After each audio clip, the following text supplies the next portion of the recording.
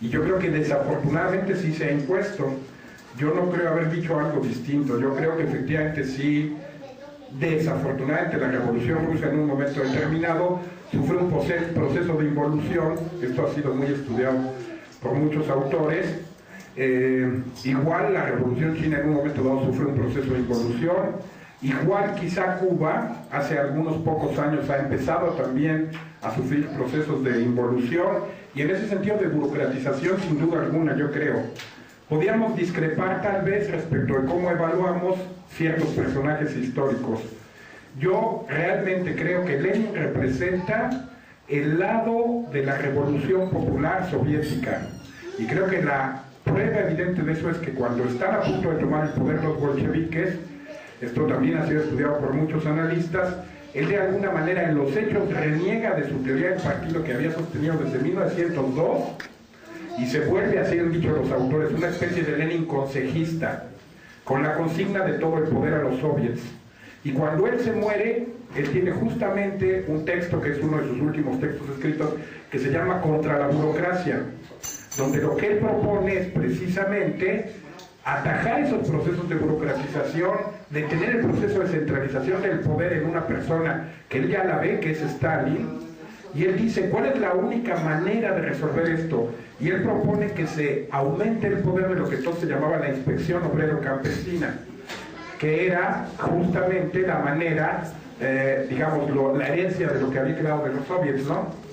En fin, también podríamos discrepar respecto de la figura de Mao. Yo creo que Mao tiene en su haber una adquisición fundamental. Mao es en toda la historia del hombre el único dirigente político que desencadena y promueve desde arriba un proceso que lo que hace es socavar las bases del estado del cual él es la cúspide. Porque me perdonan ustedes, pero no otra cosa es la revolución cultural china. Mao precisamente ve que la revolución cultural china está tomando hacia lo que él mismo califica como el camino capitalista y dice, ¿cómo podemos resolver esto? Y su respuesta es empoderando otra vez al pueblo. ¿Y cómo empoderamos al pueblo? Desatando una revolución cultural. Y la revolución cultural dura 10 años, no son bromas. Y es un proceso en el cual las consignas fundamentales son precisamente que se abran 1000 ideas, que debatan 1000 escuelas de pensamiento, donde se critica la jerarquía del saber-poder, esa jerarquía a la que tan mal acostumbrados estamos los que vivimos en la universidad. La universidad es un lugar horrible, claro, de algo tenemos que vivir, pero la universidad es un mecanismo de reproducción del saber-poder, donde llega el gran profesor que se cree la tontería de Magister Dixit y cree que él habla y todos arrobados lo escuchan, y donde le seguimos diciendo a los estudiantes alumnos. Ustedes saben lo que quiere decir alumno en latín. Alumno viene de alumni, es decir, sin luces. Y todavía los muchachos aceptan que digan el maestro es el Magister Dixit, él habla y todos escuchan arrobados, y el alumno es el que no tiene luces y vaya a ver qué poquita luz captura del gran profesor. Felizmente tuvimos 1968 y todo eso se quebró, pero bueno, ese ámbito universitario, digamos, nos maleduca. El punto es que esa estructura universitaria ridícula de que el maestro sabe y los alumnos no, se quebró en China por la Revolución Cultural China, y se quebró en todo el mundo por los movimientos de 68. Pero incluso los chinos iban más allá porque decían, lo que estamos poniendo en cuestión es la división entre el trabajo manual e intelectual. Que los obreros y los campesinos vayan a la universidad y que los profesores y los estudiantes vayan a las fábricas y al campo. Y que entonces el saber deje de ser ese saber seco y vacío, que siempre es en todas las universidades, y se revivifique con la vida. ¿Quién le hizo creer a la gente que el saber que está puesto en los libros es superior al saber que brota de la experiencia? ¿De dónde nos descargamos para creer eso? Y llevamos 5 siglos creyéndolo por esas estructuras ridículas que se llaman universidades. Y miren que yo soy investigador de tiempo completo en una universidad, pero insisto, de algo tiene uno que vivir, ¿no? Entonces, podríamos discrepar respecto del papel de Mao también, pero de que existe un proceso de burocratización, coincido totalmente, y que desafortunadamente ha atacado incluso a la revolución cubana, a la china, a la rusa, a todas las revoluciones, sin duda alguna, ¿no? Bueno, respecto de otro punto, rápidamente, yo creo que efectivamente el EZLN, y está vinculado con la otra pregunta, la diferencia entre el EZLN y la otra campaña. Yo creo que los compañeros fueron muy explícitos. La historia del EZLN yo creo que ha tenido 3 grandes etapas. La que va de 1983 a 1994, la que va de 1994 a 2005 y la que comienza en junio de 2005 con la sexta declaración. Y ellos lo dijeron con todas sus letras. Hemos sido hasta hoy, dijeron ellos, en estos primeros 11 años de vida, un movimiento sobre todo fundamentalmente indígena, ¿sí? Y sobre todo fundamentalmente acantonado en Chiapas. Pero no hay que olvidar que desde que comenzó el movimiento, y esto también respecto del último comentario, los compañeros zapatistas dijeron, ¿por qué estamos luchando?